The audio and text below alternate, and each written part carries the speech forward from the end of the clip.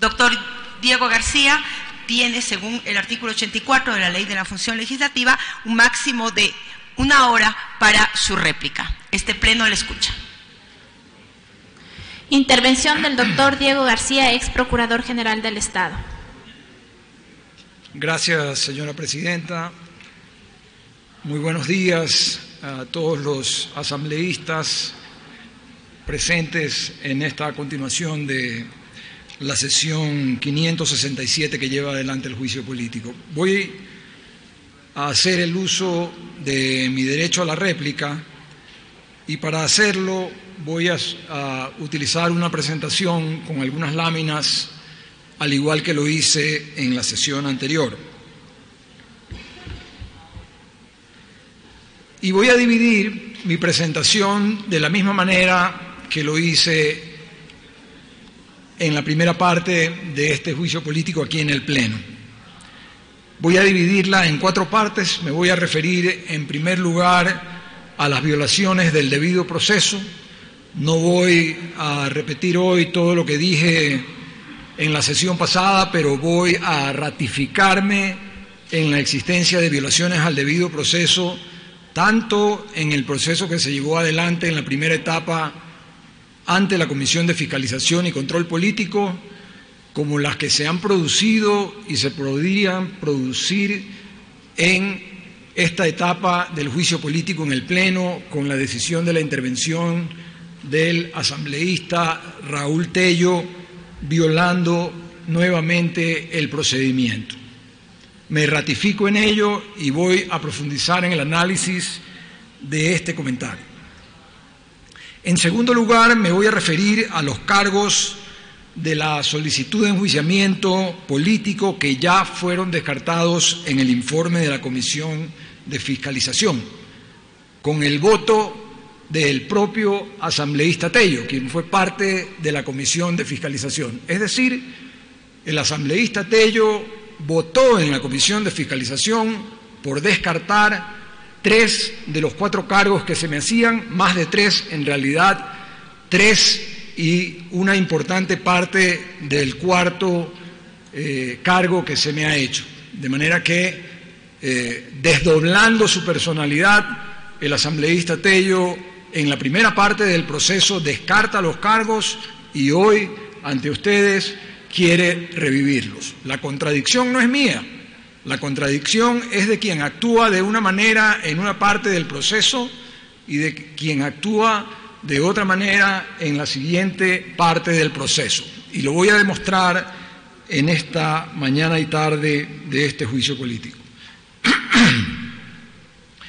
En la tercera parte me voy a referir a las conclusiones del informe de la Comisión de Fiscalización respecto al supuesto incumplimiento de funciones y me ratifico en esta mañana que estas conclusiones del informe de la Comisión de Fiscalización son un requisito de procedibilidad para que el Pleno de la Asamblea Nacional pueda llevarme a juicio político en esta segunda etapa. Y ya me voy a referir a ello. Y finalmente voy a hacer unas breves conclusiones respecto a cuál es la posición que debe mantener la Asamblea Nacional, el Pleno de la Asamblea Nacional, luego de escucharme, y cuáles son los efectos que la posición que adopte la Asamblea Nacional van a tener, no solamente para Diego García como ex Procurador General del Estado, ya fuera de funciones hace casi un año, sino también para la defensa del Estado, más allá de quién sea el Procurador General del Estado. Y voy a comenzar con la primera parte, refiriéndome a las violaciones al debido proceso. Y para poner en contexto a qué es lo que me voy a referir, voy a tratar de identificar en esta mañana cuáles son las violaciones y en qué momento se han producido. Aparte de ellas, ya me referí, pero para ponerlas en contexto tenemos que tomar en cuenta nuevamente qué fue lo que dijo la Comisión de Fiscalización y Control Político con el voto del asambleísta Tello, que hoy ha adoptado el papel de interpelante violando el derecho. Con su voto resolvió lo siguiente. Veamos en la lámina cuál fue el criterio de la Comisión de Fiscalización y Control Político respecto del cumplimiento del debido proceso, llegando inclusive a referirse a la naturaleza jurídica de este procedimiento. Es decir, no solo que se refirió a la necesidad del cumplimiento del debido proceso, sino que identificó al proceso de juicio político o interpelación como un proceso de naturaleza jurídica de procedimiento administrativo sancionador. No lo dice Diego García, el exprocurador general del Estado, lo dice la Comisión de Fiscalización y Control Político con el voto favorable del asambleísta Tello. Lo tienen en la pantalla, dice la Comisión: en tal sentido queda claro que la esencia de esta garantía corresponde a que en cualquier procedimiento cuyo fin es establecer la responsabilidad de cualquier orden, civil, penal, administrativa, política inclusive, debe ser realizado con observancia irrestricta del derecho al debido proceso. Lo dice la Comisión de Fiscalización con el voto favorable inclusive del ahora asambleísta interpelante Raúl Tello. Al efecto, dice la Comisión, el juicio político, a más de ser un mecanismo de control, su naturaleza jurídica es, a su vez, un procedimiento administrativo sancionador.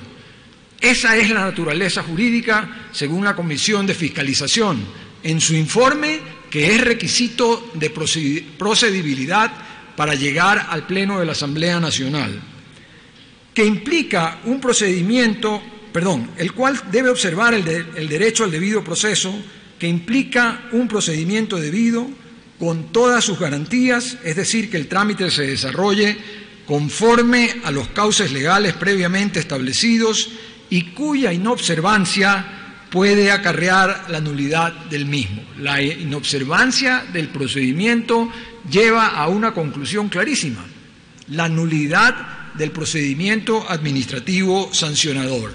Y hoy les ratifico respetuosamente, señores y señoras asambleístas, ha habido una violación del debido proceso que lleva ineludiblemente a la nulidad de este procedimiento. Estamos avanzando en un procedimiento nulo y así debería ser declarado por el Pleno de la Asamblea Nacional. Pero veamos cuáles son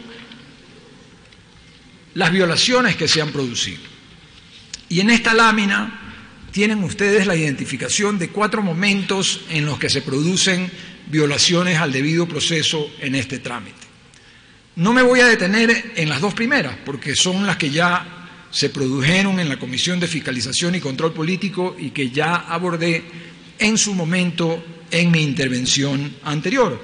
Las voy simplemente a enunciar. La primera, la inclusión de asuntos fuera de competencia de la Asamblea Nacional durante la primera etapa de este procedimiento en la Comisión de Fiscalización, violando el artículo 81 de la Ley Orgánica de la Función Legislativa. Recordemos que el artículo 81 de la Ley Orgánica de la Función Legislativa le obligaba a la Comisión de Fiscalización, en los primeros 5 días de haber recibido el proceso, de calificar si se cumplían los requisitos del artículo 131.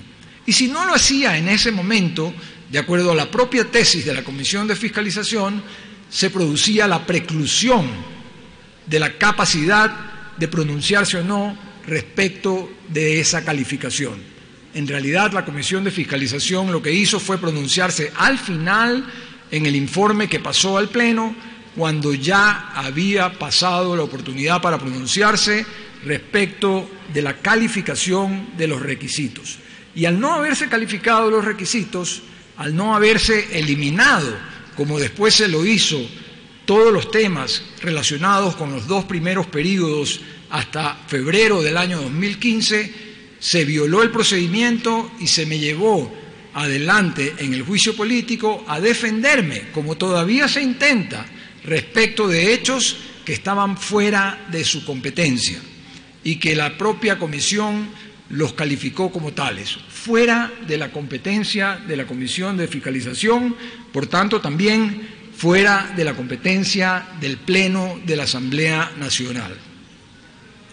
El segundo momento en que se produce una violación del debido proceso es cuando se me niega en mi escrito de prueba número 2 en la sesión de la Comisión de Fiscalización del 5 de noviembre del año 2018. Cuando la Comisión de Fiscalización no me da la oportunidad de ejercer el derecho a la defensa, de contradecir la posición de las acusaciones en base a la prueba, en ese momento se viola el derecho a la defensa, se afecta al debido proceso, se afecta a la seguridad jurídica de quien se está defendiendo y, por tanto, como lo dice la propia Comisión de Fiscalización, con el voto favorable del ahora asambleísta interpelante Raúl Tello, el proceso no tiene otra consecuencia que su nulidad. No es un procedimiento válido.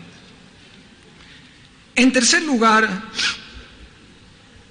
la siguiente violación al procedimiento, que también afecta a su validez, es la intervención del asambleísta Raúl Tello como supuesto interpelante, bajo una interpretación del inciso segundo del artículo 83, que se cae con solo leer el inciso segundo del artículo 81 de la Comisión, de la propia Ley Orgánica de la Función Legislativa, que dice exactamente lo mismo.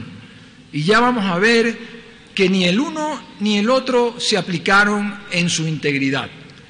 Porque les pregunto yo en este momento a los 37 asambleístas que firmaron la solicitud junto con el asambleísta Mae Montaño, si se identificaron cada uno de ustedes como interpelantes, si fueron parte en el procedimiento en la Comisión de Fiscalización, en algún momento les pidieron que vayan a sostener sus acusaciones, como dice el artículo 81, a la Comisión de Fiscalización.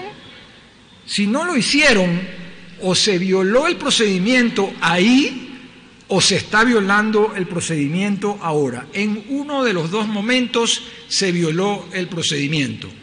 La realidad es que para la Comisión de Fiscalización, los 37 asambleístas nunca fueron interpelantes. Nunca se contó con ellos en el procedimiento de interpelación. Ya vamos a volver por esto y vamos a ir viendo en detalle cómo es verdad que nunca se los consideró ser parte interpelante dentro de este procedimiento. Y el cuarto punto, la cuarta violación, se produce hoy, cuando el asambleísta Tello y la asambleísta Mae Montaño vuelven y regresan sobre temas respecto de los cuales el Pleno no tiene competencia. Y podría ser que al final de este procedimiento, esa última violación sea solo de ellos, al haber hecho referencia a temas que están por fuera de la competencia del Pleno, o podría ser que al final de este procedimiento esa violación sea compartida por este foro, por este Pleno, si es que toman la decisión de que, a pesar de no tener competencia, deciden resolver respecto de hechos que ya fueron parte del informe, fueron descartados y por tanto no reúnen el requisito de procedibilidad para que este Pleno los conozca. Vuelvo sobre el punto anterior, la intervención del asambleísta Tello en esta parte. Y llamo su atención respecto del inciso segundo del artículo 83 de la Ley Orgánica de la Función Legislativa.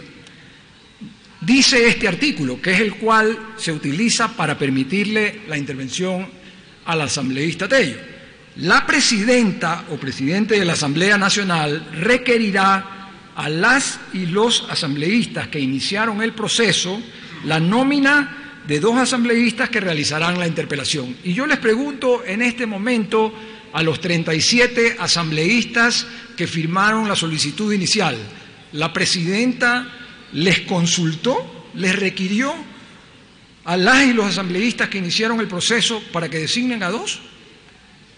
¿Los 37 asambleístas que firmaron escogieron al asambleísta Tello? Si no lo hicieron, se violó el procedimiento. Si no lo hicieron, se violó el procedimiento. Y eso tendría que demostrarse. Tendría que demostrarse que se les consultó en este y en la etapa anterior, porque ya vamos a ver que desde el inicio de este procedimiento, vamos a la siguiente, ya vamos a ver que desde el inicio de este procedimiento, la única persona que se identifica como interpelante desde la solicitud inicial es la asambleísta Mae Montaño. El primer párrafo del escrito de comparecencia dice: yo, Mae Montaño Valencia, no dice nosotros, 37 personas, dice yo, Mae Montaño Valencia, en mi condición de asambleísta nacional, hablando en primera persona, más adelante, comparezco, no comparecen 37, para presentar la solicitud de enjuiciamiento político contra el doctor Diego García Carrión. Y al final dice, firmada y respaldada por una cuarta parte de los miembros de la Asamblea Nacional. Firmada y respaldada. No son 37 asambleístas interpelantes.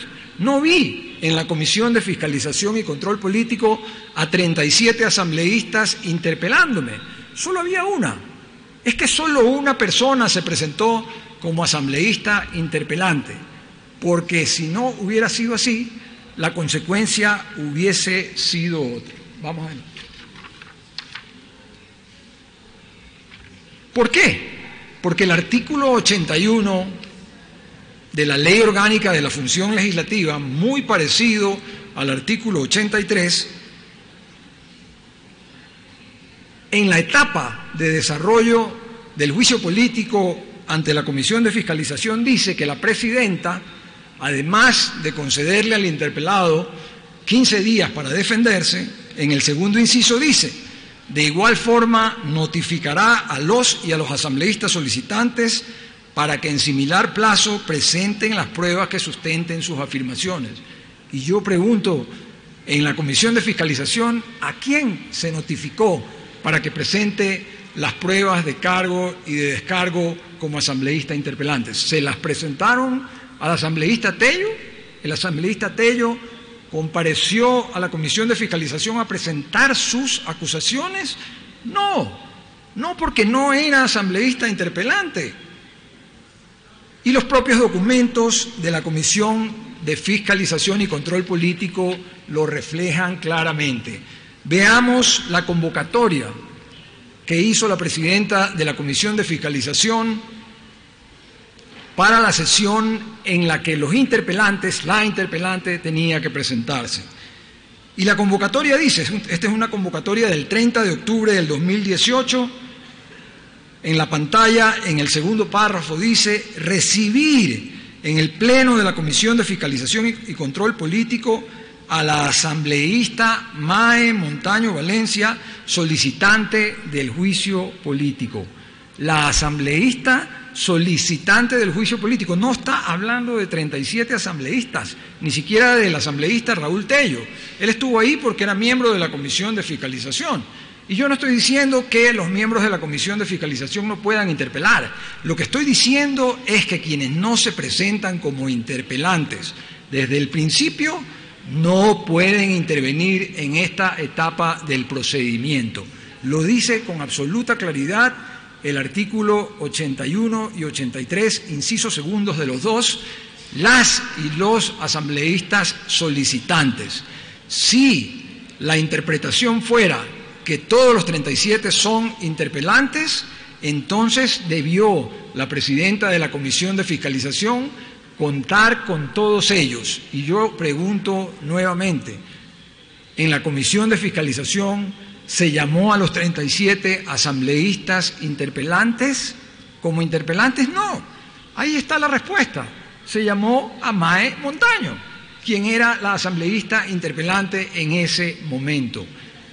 La inclusión del asambleísta Tello, quien hoy no solamente contradice lo que firmó y aceptó en el informe de la Comisión de Fiscalización, además genera una violación del procedimiento. está interviniendo alguien que no debió intervenir. Recordemos cuál era la intención del legislador cuando se puso esta norma. La intención y la diferencia entre el inciso segundo del artículo 81 y el inciso segundo del artículo 83 es que en la Comisión de Fiscalización no hay límite para intervenir a los asambleístas interpelantes. Es decir, que si se presentan 5, 10 o 37, todos pueden intervenir en la Comisión de Fiscalización. Aquí no. Aquí el artículo 83 dice que solo 2. Pero si es que la interpretación va a ser que todos son interpelantes, entonces la violación se cometió en la Comisión de Fiscalización, porque ahí debió habérselos convocado a los 37 y no se lo hizo. O se produjo aquí, cuando no se convocó a los 37. Por ahí hay voces que dicen que sí. Yo no he recibido un documento que no sea aquel en el que el asambleísta Mae Montaño escogió al asambleísta Raúl Tello para intervenir en este momento procesal.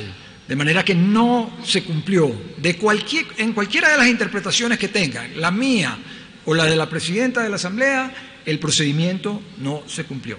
No se llamó a todos los asambleístas, los 37 no escogieron al asambleísta Raúl Tello.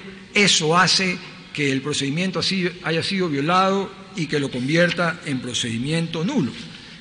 Pero al final del procedimiento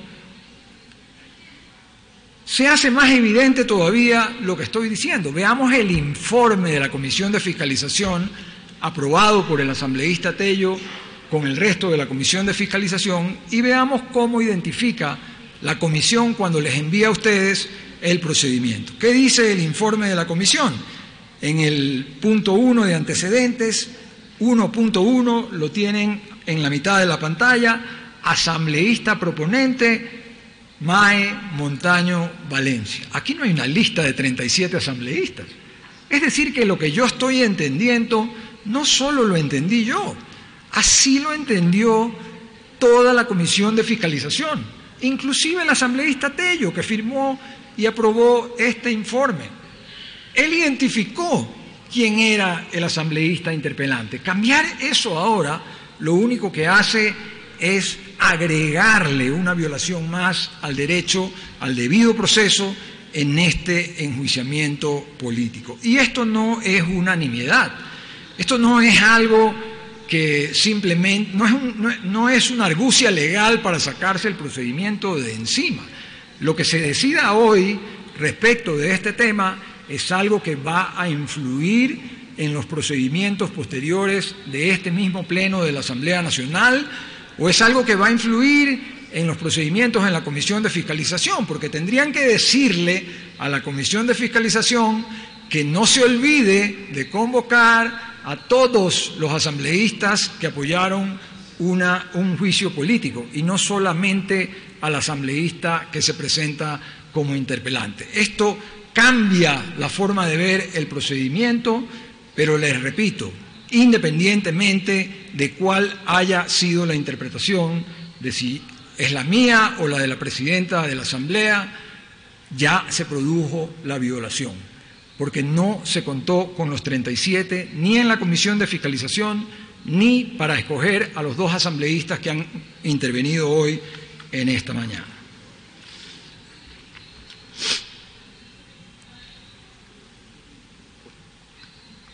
Respecto de la cuarta violación, es necesario entender que al haber regresado a los argumentos y acusaciones que existían antes del informe de la Comisión de Fiscalización, que descartó más de 3 de ellos, se está violando nuevamente el procedimiento. El requisito de procedibilidad para convocar al funcionario al Pleno a un juicio político es el informe de la Comisión de Fiscalización. Y no solamente el informe, es el informe con recomendación de juicio político. Y aquí no hay una recomendación de juicio político general. Hay que tener en claro que aquí hay una recomendación parcial de juicio político. Se descartan 3 de los argumentos presentados en la primera etapa y se descarta por lo menos la mitad del último argumento que quedaba. El único tema que finalmente queda es si el procurador es responsable del atraso de un delegado. El resto quedó por fuera del juicio político y eso lo demuestra el desarrollo de la propia norma legal en la que se basa el juicio político. La propia norma nos lleva a la conclusión de que estamos frente a un procedimiento que exige hoy un requisito de procedibilidad. Antes, en el procedimiento de interpelación anterior, se podía llegar al Pleno directamente para resolver. Pero eso se cambió. Eso se cambió y se trasladó la discusión de los argumentos y pruebas a la Comisión de Fiscalización, para que sea la Comisión de Fiscalización la que recomiende o no el juicio político. Y vamos a ver que en su mayoría la Comisión de Fiscalización no recomendó el juicio político, de manera que no se puede venir aquí con una generalidad de decir que vamos a sancionar al procurador de una década, porque eso no es materia de este juicio político. Veamos cómo se desarrolla el juicio político y veamos cómo el artículo 81 en su primer inciso desarrolla en su primera etapa el ejercicio del derecho a la defensa y las pruebas, la presentación de las pruebas de cargo y de descargo. Es aquí donde se produce el ejercicio del derecho de contradicción y de presentación de pruebas por parte de las partes y no hoy. Hoy simplemente se desarrollan los alegatos, pero la presentación de pruebas es antes. El descarte de los argumentos y las pruebas se desarrolla precisamente en ese informe que es un requisito de procedibilidad. El artículo 82, por su parte, exige la presentación de un informe a la terminación de la etapa de juicio político en la Comisión de Fiscalización. Dice este artículo que la comisión debe presentar un informe que detalle motivadamente las razones por las cuales se archivó el trámite o la recomendación de juicio político. Las razones por las que se archivó o la recomendación de juicio político. Y ya vamos a ver que la recomendación de juicio político no está referida a todos los cargos. El artículo 83, que es el que nos permite estar hoy en esta etapa del juicio político, comienza diciendo que con la recomendación de juicio político, es decir, sin la recomendación no se da esta sesión, con la recomendación de juicio político, la presidenta o presidente de la Asamblea dispondrá a través de Secretaría General la difusión del informe, pero con la recomendación de juicio político. Y vamos a ver, por tanto, cómo esto convierte en un requisito de procedibilidad al informe con recomendación de juicio político. Ojo, estamos hablando de un requisito de procedibilidad. Yo nunca he hablado de un efecto vinculante o no del informe de la Comisión de Fiscalización. De hecho, yo sostengo que este Pleno de la Asamblea Nacional puede abstenerse de sancionarme desconociendo la única conclusión con recomendación. Lo que no puede es conocer algo que no tiene recomendación de juicio político, porque más que un efecto vinculante, estamos hablando de un requisito de procedibilidad. Sin recomendación no hay juicio político en el Pleno de la Asamblea Nacional. Al Pleno de la Asamblea Nacional venimos cuando ya se ha producido la contradicción en la etapa de la Comisión de Fiscalización y de acuerdo al artículo 84, aquí lo que nos corresponde es presentar los alegatos, que es lo que yo he venido a hacer entre la semana pasada y esta. No he venido a presentarles las pruebas. Yo ya las pruebas las presenté en la Comisión de Fiscalización. Con mis pruebas ya descartó recomendar el juicio político. No tengo por qué volver a venir con las pruebas acá, porque eso ya pasó en una primera etapa de este juicio político. Y esto nos lleva a la segunda parte de esta presentación, que nuevamente nos pone frente a lo que es o no competencia de esta comisión de fiscalización.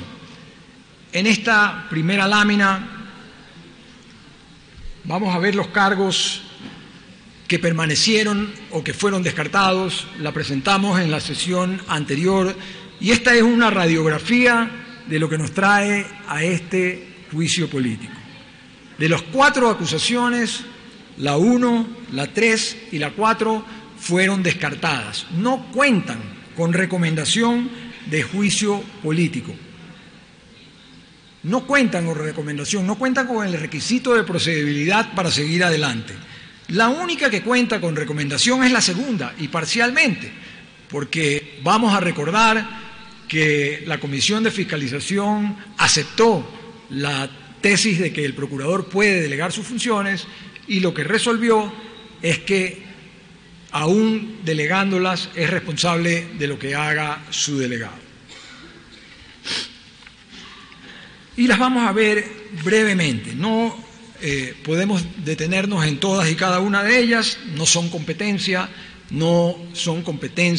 de este pleno, no son parte de esta etapa del juicio político, pero vamos a hacer una breve referencia a ellas. La primera, aquello de la arrogación de funciones en el pronunciamiento sobre el Consejo Nacional Electoral.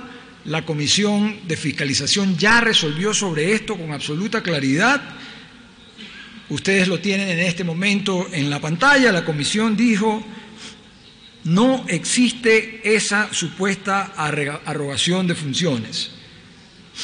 Finalmente, y con lo que respecta a la desviación de poder, más allá de la simple afirmación, ese calificativo le dio la Comisión de Fiscalización, no yo, más allá de la simple afirmación, no existe sustento probatorio del cual se evidencia esta desviación. Y aquí sorprende que uno de los asambleístas que aprobó este texto ahora sostenga lo contrario, porque el asambleísta Raúl Tello, que hoy se presenta como interpelante en esta sesión, aprobó este texto.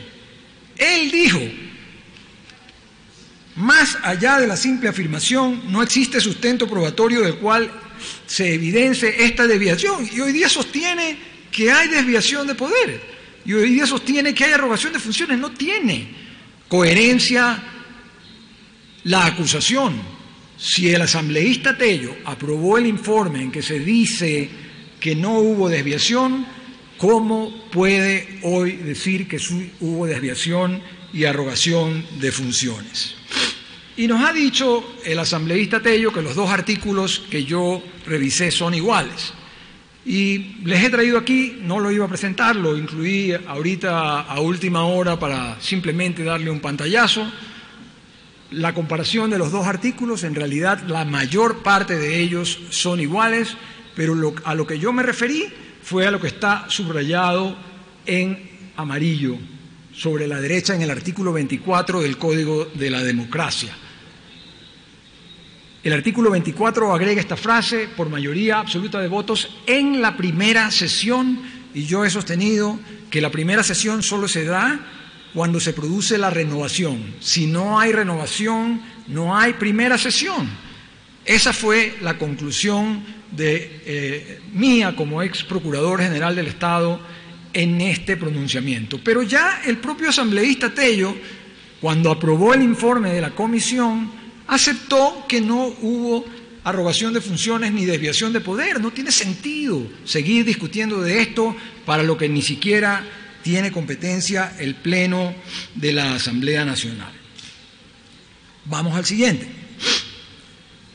El siguiente cargo tiene que ver con el juicio de asociación ilícita en el caso del escándalo de Odebrecht. Ya habíamos visto que la Comisión de Fiscalización aceptó que el procurador puede delegar sus funciones y que no importa la importancia o la relevancia del juicio en que tenga que comparecer, siempre puede delegar sus funciones porque así lo prevé la ley. Sorprende que si el asambleísta Tello, que ahora es interpelante, aprobó el informe que dice que el procurador puede delegar, ahora se sostenga lo contrario y se diga que el procurador tenía que estar presente. No puede ser que en la primera etapa del proceso se sostenga una cosa y ahora se venga a sostener totalmente lo contrario. Pero en fin, la Comisión de Fiscalización ya dejó atrás esto. Quien dejó atrás el importantómetro fue la Comisión de Fiscalización, no yo.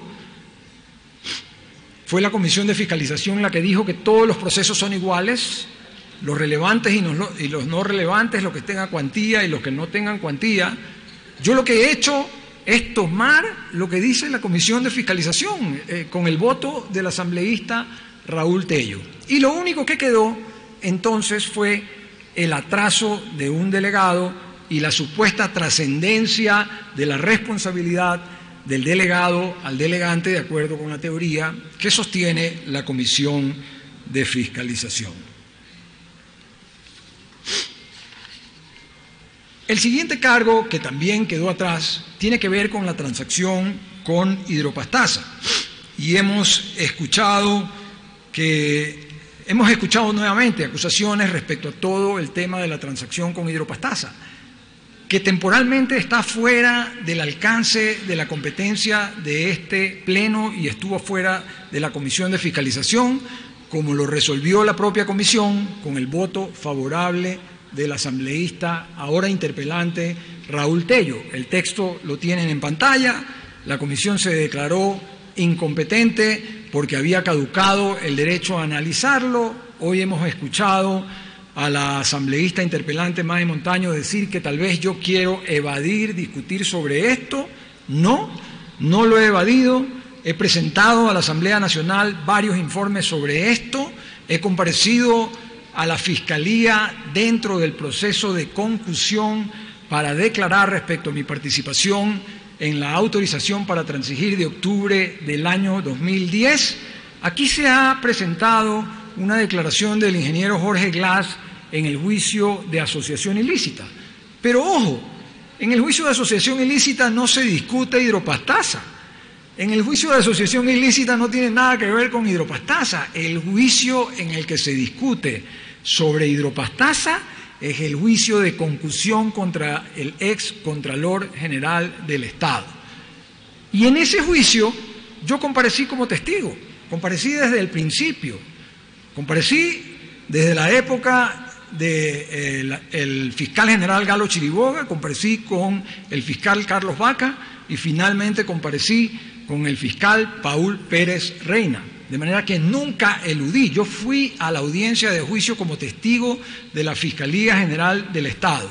Y en base a eso, la teoría del fiscal no es esta teoría de que fue el procurador, que es la teoría de la defensa del ex contralor.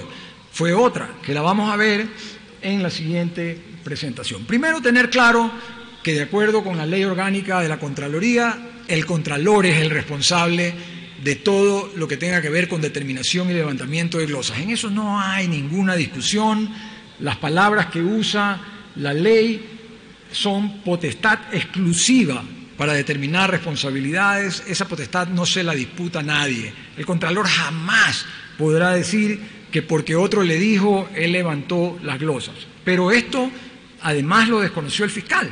Veámoslo en la siguiente lámina. Esta fue la teoría del delito del fiscal general del Estado y está resaltado en amarillo en la lámina que ustedes tienen por delante. Dice el fiscal general en el juicio, también se probará en la audiencia que en el año 2010 el doctor Carlos Polit Fayoni, en su condición de contralor, exigió al señor José Santos, superintendente del consorcio Norberto Odebrecht, la entrega de $6 millones a cambio de la emisión de resoluciones favorables de desvanecimiento de glosas. Lo dice el fiscal general del Estado conmigo en esa audiencia, de manera que no es que yo le he huido a este tema, yo estuve presente en el juicio donde debía estar presente sobre esto, mi testimonio fue parte de ese juicio y finalmente esta, que es la teoría del delito, fue aceptada por el tribunal que dictó sentencia en el juicio de concusión. Ahí está el mismo criterio. En la parte amarilla, en el primer párrafo, dice: en el primero, año 2010, la exigencia fue de $6 millones a cambio de desvanecer glosas que habían sido determinadas por la Contraloría General del Estado en contra del consorcio Norberto Odebrecht relacionadas con el proyecto hidroeléctrico San Francisco. Exigencia de $6 millones. No está hablando de autorización para transigir, está hablando de una exigencia de dinero. Esa fue la sentencia. Sostener la teoría que pretende sostener todavía la asambleísta Mae Montaño es realinearse con la defensa del ex contralor en el juicio de concusión, cuya sentencia todavía no está ejecutoriada.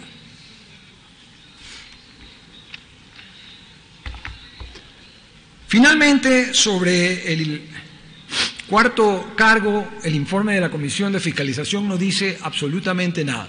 No analiza los cargos, no analiza las pruebas, no analiza los descargos, nada de lo que se ha dicho hoy día está en el informe de la Comisión de Fiscalización. Nada, porque la Comisión de Fiscalización acepta, con el voto del asambleísta Raúl Tello, que este es un tema que finalmente le compete a la Contraloría General del Estado. Y este es un tema en el que la Contraloría General del Estado está trabajando hasta el día de hoy. Parte ya se hizo, les referí en la sesión pasada el informe del examen especial DNA1-0012-2018, aprobado el 22 de marzo del 2018 por la mayor parte del período que hoy está en conocimiento de este Pleno, entre el 1 de mayo del 2014 y el 1 de septiembre del año 2017. De manera que no es que no quiera que se revisen las cuentas de la Procuraduría, no quiera que se revisen los gastos de la Procuraduría General del Estado. El tema es a quién le corresponde hacerlo y bajo qué parámetros. Los simplemente políticos, los que le interesan a quienes atacan a la defensa de Chevron. No gaste, no haga ningún tipo de comunicación, no vaya a decir lo que Chevron hizo en la Amazonía ecuatoriana.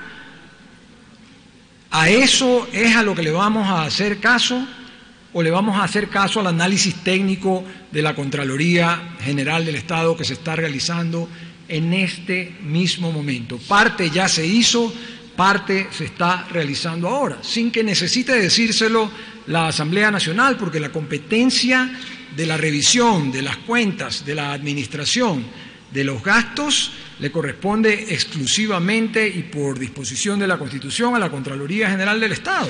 No depende de una instrucción de la Asamblea Nacional, no depende de un análisis político que se sale de los intereses de la defensa del Estado y pliega por los intereses de quienes están siguiendo procesos contra el Estado, quienes no les interesa que la Procuraduría vuelva a contratar abogados, quienes no les interesa que la Procuraduría diga cuál es su posición frente a los arbitrajes internacionales y concretamente arbitrajes como el de Chevron, que han tenido decisiones totalmente contrarias al Estado, pese que hoy día en otros países, no solo de la región, en Europa mismo, los argumentos de la Procuraduría General del Estado que están contenidos en el libro Críticas al arbitraje de inversiones son los mismos argumentos que llevan a discutir los actuales tratados bilaterales de inversiones, y no es una pelea de decir no hay más arbitraje, es una pelea de decir, bueno, puede haber arbitraje, pero con otras circunstancias, con una mejor negociación, con el conocimiento de quienes hemos intervenido 10 años en la defensa del Estado y podemos decirles en dónde estuvieron las fallas en las decisiones pasadas, para que no volvamos a cometer el error de simplemente firmar sin saber. Ese es un trabajo que lo hizo la Procuraduría General del Estado y que está contenido precisamente en el libro de Críticas al arbitraje de inversiones, que ha sido tomado en cuenta por la propia UNCTAD, por UNCITRAL, por la International Bar Association, en sus discusiones respecto de la necesidad de reformar el sistema de arbitraje internacional. ¿A quién no le interesa esto? ¿A quién no le interesa que la defensa del Estado tenga una voz que pueda aportar? A quienes les interesa que simplemente nos quedemos callados, celebremos la simple existencia del arbitraje internacional y sigamos ahí para ver qué pasa 10 o 15 años después, cuando podamos ver para atrás qué fue lo que hicimos en el año 2018 o 2019. Atención, atención, porque este es un tema central. Yo hoy, a pesar de que este no es un tema sobre el que teníamos que discutir, les recomiendo la lectura del libro Críticas al arbitraje de inversiones y la lectura de los libros respecto al juicio de Occidental y de Chevron. Si no los tienen, pídanlos a la Procuraduría General del Estado. Hasta hoy están publicados en línea, son de acceso gratuito para cualquier persona que quiera saber cuál es la posición del Ecuador en defensa de sus intereses. De manera que si nos desviamos de la defensa de esos intereses, podamos hacerlo con conocimiento. Si llegamos a la conclusión de que finalmente estos argumentos que expuso el ex procurador no sirven de nada, entonces, pues bien, habrá que cambiar de posición. Pero cuidado, damos ese paso sin siquiera saber qué dijo la defensa del Estado en su momento respecto de estos argumentos. Y seguimos la teoría de Chevron. Chevron es quien critica que el Procurador General del Estado haya publicado un libro o haya revelado en una película qué es lo que pasó en el oriente ecuatoriano. Chevron es al que le interesa minar a la defensa del Estado para que no tenga las mismas armas con las que ellos cuentan. Se me critica aquí que hayamos acudido a un proceso con 2 firmas jurídicas diferentes.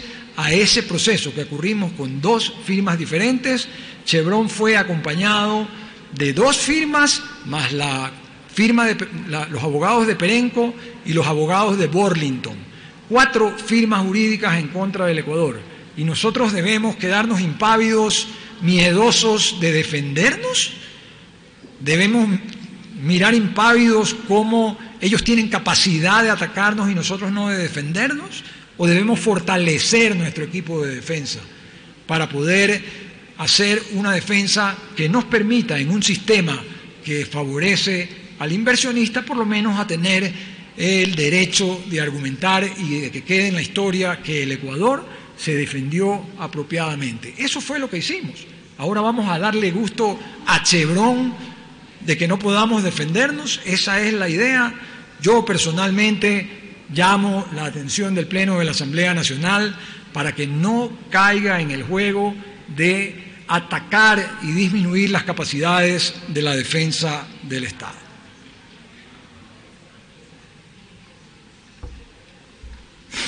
Pasando a la tercera parte de mi presentación, me voy a referir ya al único tema que se discute hoy finalmente, luego del informe de la Comisión de Fiscalización.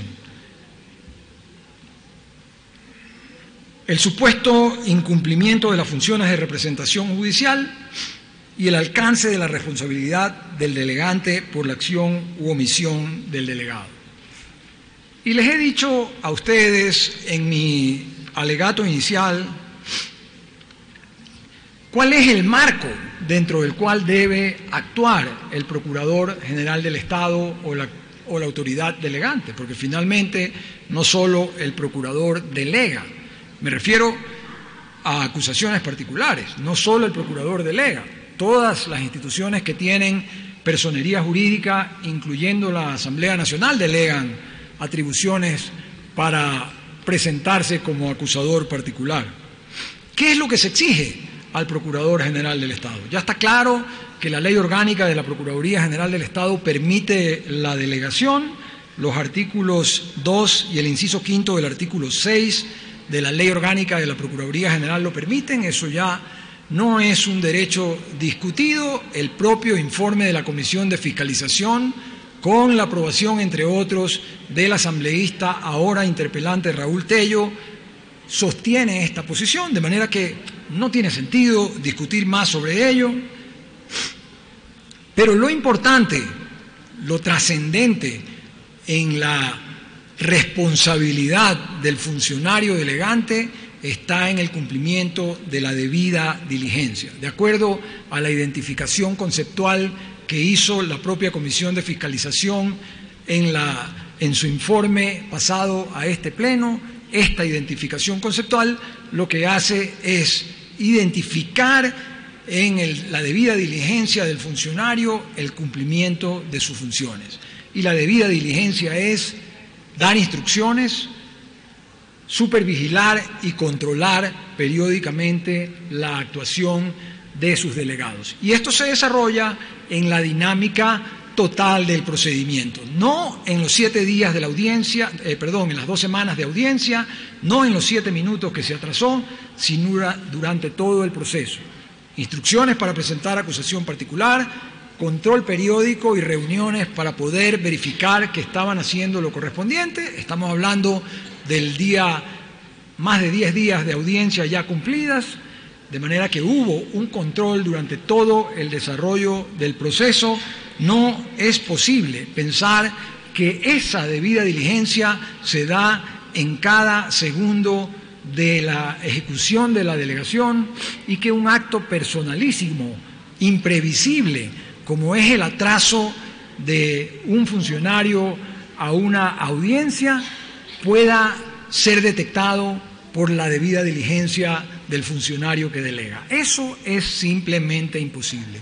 Y si hoy esta Asamblea Nacional resuelve que yo no tengo la razón y que esa debida diligencia debe darse en cada uno de los segundos de la ejecución, entonces vemos en peligro la figura de delegación. Cada vez que el procurador delegue va a tener una espada de Damocles sobre sí, y cada vez que cualquier funcionario con capacidad de delegar, como es la propia presidenta de la Asamblea Nacional, va a tener que pensar 2 veces antes de dar esta delegación, o simplemente no darla, no presentar acusación particular. Porque de lo contrario va a tener que estar en cada segundo acompañando a cada funcionario. Y eso es imposible en la dinámica de la defensa del Estado.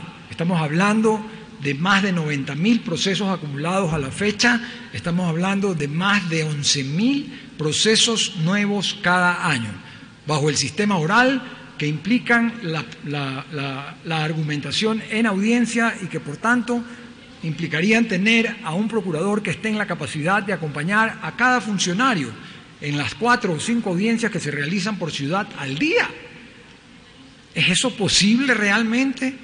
¿Es esa la debida diligencia que nos pide la ley en la aplicación del principio de razonabilidad jurídica de las normas? ¿Se quiere impedir que el procurador pueda seguir dando delegaciones para acudir a las audiencias? ¿Lo hace hoy día mismo? ¿El procurador está asistiendo a todas las audiencias en todo el país todos los días? No. Y no es un incumplimiento de sus funciones. Está con la debida diligencia dando las delegaciones y vigilando que con sus instrucciones cada uno de los delegados acuda a cada una de las sesiones. Esa es la forma como funciona la dinámica de la defensa del Estado y así tiene que continuar siendo. Y si no lo fuera, entonces, ojo, advertir rápidamente al procurador y a todos los funcionarios con capacidad de delegar que desde mañana van a tener que acompañar de la mano a sus delegados para asegurarse de que estén presentes en una audiencia. No vaya a ser que la próxima semana, en un mes o en unos meses más adelante, tengamos otro juicio político por lo mismo. Porque si me juzgan a mí por el atraso de mi delegado por 7 minutos, la próxima vez que esto le ocurra a cualquier persona, van a tener que traerlo aquí. Y eso no es lo conveniente para la distribución del trabajo en la administración pública. Eso no es lo conveniente para la defensa del Estado, ordenada, organizada, competente, como la ha llevado la Procuraduría General del Estado desde mi presencia y como la lleva hasta hoy día, creo yo. Como la lleva hasta hoy día, bajo los mismos parámetros, con los mismos delegados, con el mismo equipo. Habrá habido cambios puntuales en donde se puede hacer, pero el resto es el mismo equipo Los que fueron a los juicios de Odebrecht son los que están yendo a los juicios actuales. De manera que no es que aquí ha habido un cambio y de un momento a otro el equipo cambió. Queda claro entonces que la autoridad que delega no es responsable de los incumplimientos personalísimos de su delegado que no hayan podido preverse o que no provengan de falta de debida diligencia en la actuación del delegante. Y queda claro también que la figura de la trascendencia de responsabilidad es excepcional y tiene que estar prevista en una ley. No se le pueden atribuir responsabilidades personalísimas del delegado al delegante sin que una ley lo diga expresamente. Y la ley de la Procuraduría General del Estado obviamente no está diseñada para eso. La ley de la Procuraduría General del Estado entiende el principio de debida diligencia y razonabilidad en su aplicación. Finalmente, para cerrar mi réplica, simplemente recordarles y enunciar algunas de las conclusiones de lo que he tratado en mi intervención anterior durante mis alegatos y en esta réplica.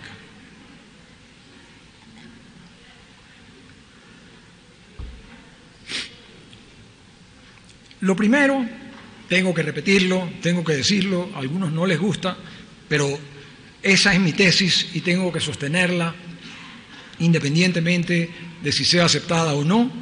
El proceso seguido por la Comisión de Fiscalización y el proceso seguido hasta este momento en el Pleno de la Asamblea Nacional ha violado mis derechos constitucionales a la seguridad jurídica, al debido proceso, a la defensa, a la motivación y a la igualdad. Eso invalida este procedimiento. Las conclusiones de este procedimiento deberían de ser de que es un procedimiento no válido, que está viciado de nulidad. Está claro también que la delegación para la presentación de la acusación particular en el juicio de asociación ilícita en el caso Odebrecht se hizo conforme a la facultad que tiene el Procurador General del Estado, de acuerdo con el inciso segundo del artículo 2 y el inciso quinto del artículo 6 de la Ley Orgánica de la Procuraduría General del Estado. Está claro también que no hubo un incumplimiento de funciones al haber delegado, ni hubo un incumplimiento de funciones por el atraso de un delegado a una audiencia.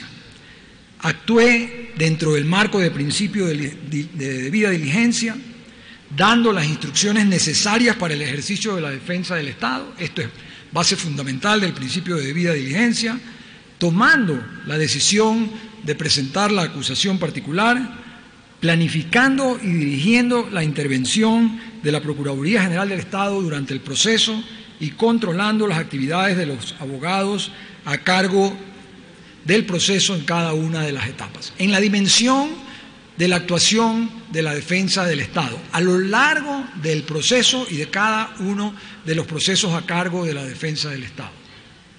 No estuve en los 7 minutos en los que el abogado a cargo de la delegación se atrasó. Ese era un evento no previsible que escapaba de la posibilidad de control bajo el principio de debida diligencia del funcionario que delega. Lo que se decida hoy marcará en el futuro cómo defender al Estado con las delegaciones que hoy prevé la Ley Orgánica de la Procuraduría General del Estado. El alcance de la responsabilidad del personal de un abogado que se atrasa a la reanudación de una audiencia en el día 11 o 12, luego de 10 días de haber cumplido con su presencia, no genera responsabilidad personal de quien delega. Y finalmente, dejo en claro que he actuado con responsabilidad y ética en cada una de mis actuaciones como Procurador General del Estado. He defendido al Estado de la manera como corresponde y aspiro que la decisión que hoy día se tome en cuenta mi participación como Procurador General del Estado en este tiempo. No en los 7 minutos que falló un tercero, sino mi actuación personal, de acuerdo a las competencias que tiene la Asamblea Nacional en este pleno, en base a las limitaciones que le impuso, las recomendaciones que hizo la propia Comisión de Fiscalización con su informe que llegó y permitió como requisito de procedibilidad el desarrollo de este juicio político. Muchas gracias, señora presidenta, señores y señoras asambleístas. Muchas gracias, doctor García.